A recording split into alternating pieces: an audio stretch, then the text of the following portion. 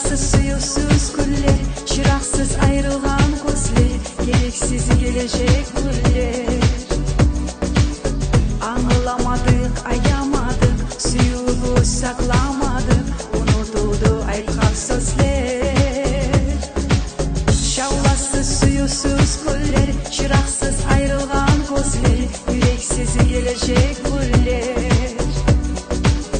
Anlamadık, ayamadık, suyumu saklamadık, unutuldu aytkan sözler.